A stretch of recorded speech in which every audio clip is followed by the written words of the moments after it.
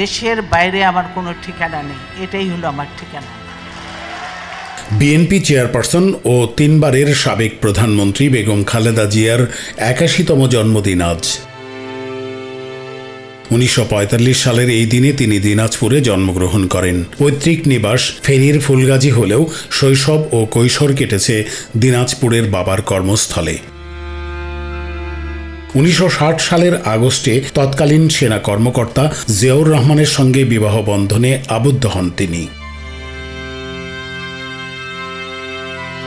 1981 সালের 30 মে রাষ্ট্রপতি জিয়াউর রহমানের নিহত হওয়ার পর রাজনীতিতে আসেন খালেদা জিয়া।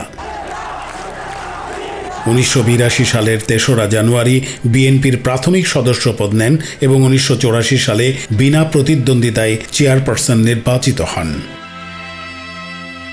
90-এর স্বৈরাচার বিরোধী আন্দোলনে নেতৃত্ব দিয়ে আপোষহীন নেত্রী হিসেবে পরিচিতি পান তিনি। 1991 সালে বাংলাদেশের প্রথম নারী প্রধানমন্ত্রী নির্বাচিত হয়ে পরপর 2 মেয়াদে দায়িত্ব পালন করেন। 2001 সালের নির্বাচনে জয়ী হয়ে তৃতীয়বারের মতো প্রধানমন্ত্রী হন। রাজনৈতিক জীবনে তিনি 3 বার প্রধানমন্ত্রী, সার্কের প্রথম নারী চেয়ারপারসন এবং দীর্ঘ সময় বিরোধী দলীয় নেতার দায়িত্ব পালন করেছেন। দীর্ঘ রাজনৈতিক জীবনে বারবার কারাবন্দী হয়েছেন খালেদা জিয়া। 111-এর সরকার থেকে শুরু করে 2018 সালের দুর্নীতি মামলায় দণ্ডপ্রাপ্ত হয়ে পুরনো কারাগারে দীর্ঘদিন আটক ছিলেন তিনি। পরিবার ও দলের পক্ষ থেকে বারবার বিদেশে উন্নত চিকিৎসার আবেদন করা হলেও অনুমতি দেওয়া হয়নি। করোনা পরিস্থিতিতে শর্ত সাপেক্ষে মুক্তি পেলেও হাসপাতাল ও বাসায় সীমিত ছিলেন তিনি। গত বছরের 5ই আগস্ট গণ অভ্যুত্থানের মুখে শেখ হাসিনার সরকারের পতনের পরদিন 6ই আগস্ট খালেদা জিয়ার সাজা বাতিল করে মুক্তি দেন রাষ্ট্রপতি।